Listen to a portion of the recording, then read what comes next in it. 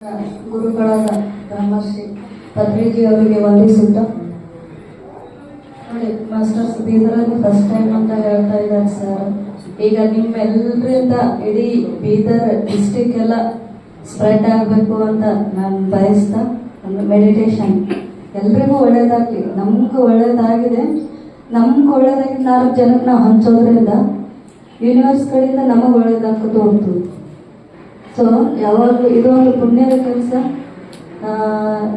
ಇನ್ನೊಂದು ಏನಪ್ಪ ಅಂದರೆ ಈ ಸೈನ್ಸ್ ಆಫ್ ಮೆಡಿಟೇಷನ್. ಈಗ ಮೆಡಿಟೇಷನ್ ಯಾಕೆ ಮಾಡ್ಬೇಕು ನಾವು, ಮೆಡಿಟೇಷನ್ ಅಂದರೆ ಏನು, ಈಗ ಎಲ್ಲರೂ ನಾವು ತಿಳ್ಕೊಂಡಿವಿ ಸರ್. ಆಗಲೇ ಎಲ್ಲನೂ ಹೇಳಿದರು. ಮೆಡಿಟೇಷನ್ ಅಂತಂದರೆ ಸಾಮಾನ್ಯವಾಗಿ ಜನರು ತಿಳ್ಕೊಂಡಿರ್ತಕ್ಕಂಥದ್ದು ಏನಪ್ಪ ಅಂತಂದರೆ ನಾವು ದೇವರ ಧ್ಯಾನ ಮಾಡ್ತಿರ್ತೀವಿ, ಶಿವನ ನೆನೆಸ್ಕೊಂಡು ಕೂಡೋದು, ಬೇರೆ ಅವರವ್ರ ಇಷ್ಟದ ದೇವ್ರನ್ನ ನೆನೆಸ್ಕೊಂಡು ಕೂಡೋದು ಅಂಥೇಳಿ ಅದೊಂದು ಧ್ಯಾನ ಅಂತಕ್ಕಂಥ ನಾವು ತಿಳ್ಕೊಂಡಿರ್ತಕ್ಕಂಥದ್ದು. ಆದರೆ ಮೆಡಿಟೇಷನ್ ಬಂದಮೇಲೆ ಧ್ಯಾನ ಅಂದರೆ ಏನು ಅಂತ ಇಲ್ಲಿ ಇದರ ಅರ್ಥನೇ ಬೇರೆ ಮಾಸ್ಟರ್. ಏನಪ್ಪ ಅಂತಂದರೆ ಧ್ಯಾನ ಅಂದರೆ ಶ್ವಾಸದ ಮೇಲೆ ಗಮನ, ಅಂದರೆ ನಮ್ಮ ಬ್ರೆತ್ತನ್ನು ನಾವು ಅಬ್ಸರ್ವ್ ಮಾಡ್ತಕ್ಕಂಥದ್ದು, ಅದನ್ನೇ ನಾವು ಮೆಡಿಟೇಷನ್ ಅಂತ ನಾವಿಲ್ಲಿ ಹೇಳ್ತೀವಿ. ಸೊ ಇಲ್ಲಿ ಧ್ಯಾನದಲ್ಲಿ ಸಾಕಷ್ಟು ಪ್ರಕಾರಗಳಿದ್ದಾವೆ. ಆದರೆ ಇದೇ ಯಾಕೆ ಇಷ್ಟೊಂದು ಪ್ರಚಲಿತ ಆಯಿತು? ಈ ಪತ್ರಿಜಿ ಸರ್ ಇಡೀ ವರ್ಲ್ಡ್ ವೈಡ್ ಅವರು ಕ್ಲಾಸ್ ನಡೆಸಿದ್ರು. ಅವ್ರ ಟೈಮಲ್ಲಿ ಅಷ್ಟಾಗಿ ಧ್ಯಾನ ಅನ್ನೋದು ಪ್ರಚಲಿತದಲ್ಲಿ ಇರಲಿಲ್ಲ. ಆದರೆ ಇವಾಗೆಲ್ಲ ಎಷ್ಟೊಂದು ಈ ಧ್ಯಾನ ಅಂತಕ್ಕಂಥದ್ದು ಇಲ್ಲಿ ಎಷ್ಟೋ 60ಕ್ಕಿಂತ ಹೆಚ್ಚು ದೇಶಗಳಲ್ಲಿ ಈ ಆನಾಪಾನಸತಿ ಧ್ಯಾನ ಅಂತಕ್ಕಂಥದ್ದು ನಡೀತಾ ಇದೆ ಮಾಸ್ಟರ್ಸ್. ಎಲ್ಲರೂ ಇದರ ಒಂದು ಅದ್ಭುತವಾದ ಪ್ರಯೋಜನವನ್ನು ಪಡೀತಾ ಬರ್ತಾ ಇದ್ದಾರೆ.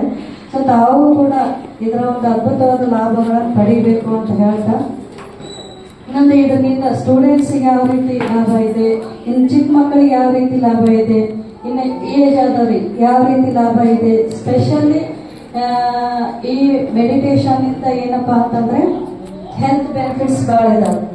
ಯಾವಾಗ ನೀವು ಮೆಡಿಟೇಷನ್ ಮಾಡಿ ಸ್ಟಾರ್ಟ್ ಮಾಡಿದ್ರಿ ಆವಾಗಿಂದ ನಿಮ್ಮ ಲೈಫಲ್ಲಿ ಹಾಸ್ಪಿಟಲ್ ಅನ್ನೋದೇ ಇರೋದಿಲ್ಲ.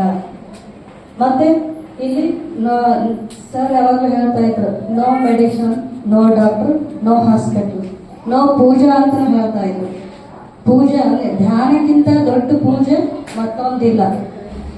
ಧ್ಯಾನವೇ ಎಲ್ಲಕ್ಕಿಂತ. ಈಗ ಮೆಡಿಟೇಷನ್ ಅಂತಂದ್ರೆ ಮೌಂಟ್ ಎವರೆಸ್ಟ್ ಶಿಖರಕ್ಕೆ ಹೋಲಿಸ್ತಾರೆ. ಯಾಕೆ ಮೌಂಟ್ ಎವರೆಸ್ಟ್ ಶಿಖರ ಅಂದ್ರೇನು?